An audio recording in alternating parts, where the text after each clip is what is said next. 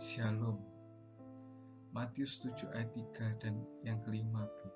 Mengapa engkau melihat selumbar di mata saudaramu, sedangkan balok di dalam matamu tidak engkau ketahui? Hai orang munafik, keluarkanlah dulu balok dari matamu, maka engkau akan melihat dengan jelas untuk mengeluarkan selumbar itu dari mata saudaramu. Salah satu keterampilan penting yang kita harus pelajari adalah penyelesaian konflik. Kalau tidak, kita akan mengalami banyak kesedihan, karena kita bukan orang yang sempurna, dan kita mengalami konflik tiap hari dalam hidup kita.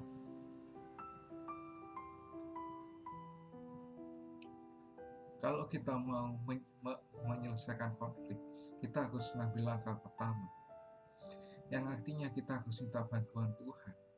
Karena tindakan ini membutuhkan nyali untuk mendekati seseorang yang berkonflik dengan kita dan memberitahukan orang itu kita mau duduk dan menyelesaikannya. Lalu jangan mulai percakapan dengan kesalahan orang itu. Kita pun jangan mulai dengan tuduhan atau bagaimana kita sudah tersinggung. Kita mulai dari kesalahan kita. Konflik mungkin aja 99,99% karena kesalahan orang itu. Tetapi kita dapat selalu mengaku salah. Mungkin kita bisa saja mengaku bahwa respons kita yang salah. Bahkan ketika respon itu cuma pembelaan diri.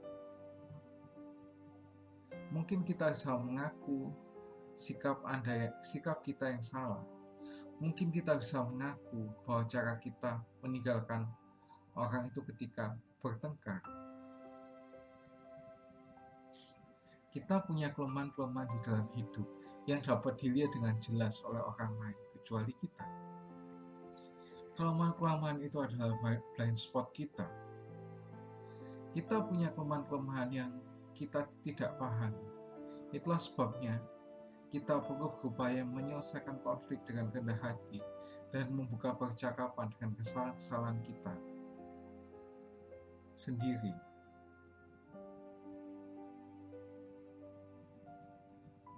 Di dalam Matius 7 ayat yang ketiga dan 5b mengatakan bahwa kita perlu mengaku kesalahan kita di dalam konflik itu terlebih dahulu. Balok di mata kita yang menyebabkan kita tidak melihat situasi dengan jelas. Jangan mulai dengan orang lain itu dan segala cara ia telah menyakiti kita sampai kita sudah mengakui bagian kita di dalam konflik itu terdahulu. Apakah kita menyebabkan konflik dengan berlaku tak sensitif? Atau mungkin sebaliknya, kita yang terlalu sensitif? Apakah kita kurang menaruh belas kasihan pada orang yang sedang terluka? Atau apakah kita terlalu banyak menuntut? Apakah blind spot kita? Segera setelah kita memahami dan mengakui kelemahan-kelemahan kita akan siap untuk langkah berikutnya dalam menyelesaikan konflik. See you and God bless you.